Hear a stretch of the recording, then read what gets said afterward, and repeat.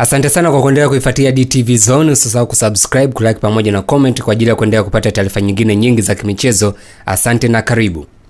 Kocha wa zamani wekundu wa Msimbazi Simba Daniel Kali aliyepo kwa sasa nchini Marekani kwa mapumziko ameshindwa kujizuia na kuwatabiria wekundu wao wa Msimbazi kufika fainali ya michuano ya kombe la shirikisho barani Afrika, akitaja sababu zinazowabeba mbele ya Stellenbosch ya Afrika Kusini. Kocha huyo aliajiriwa na Simba katika msimu wa 2014-2015 kisha kutimliwa baada ya kupoteza ubingwa wa michuano ya kombe la mapinduzi 2016, akiacha Simba ikishia nafasi ya 3 katika ligi kuu bara msimu wa 2015-16 ambapo Young Africans alitoa ubingwa.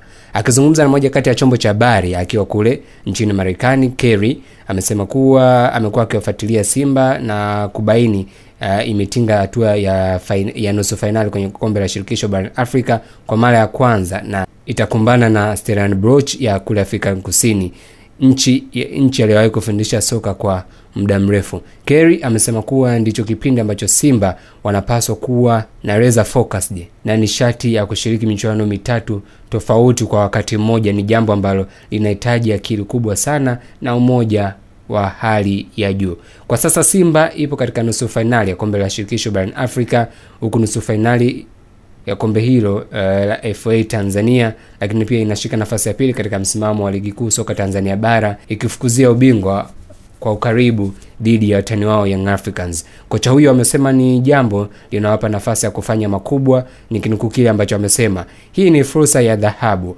haiwezi kuja au hauwezi kujua ni lini utakuwa tena katika nafasi hii kama hii, lakini sharti la kwanza ni kuheshimu wapinzani wote bila kujali jina au kiwango chao, lakini kuwapa uzito katika mchezo ambao unakuwa unacheza nao. Kocha huyo Mwingereza ameongeza kwa kusema kuwa rotation ni lazima ifanyike kimkakati.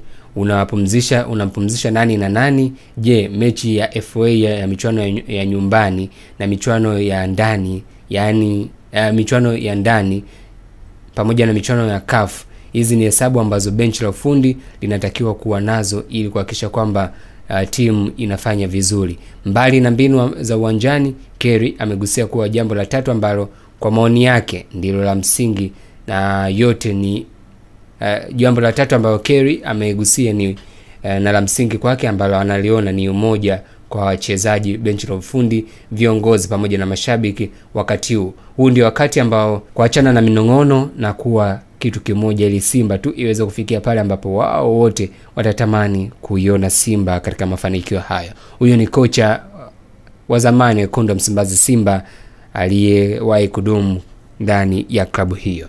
Usisahau kusubscribe, like pamoja na comment kwa ajili ya kuendelea kupata taarifa nyingine nyingi za kimichezo. Asante.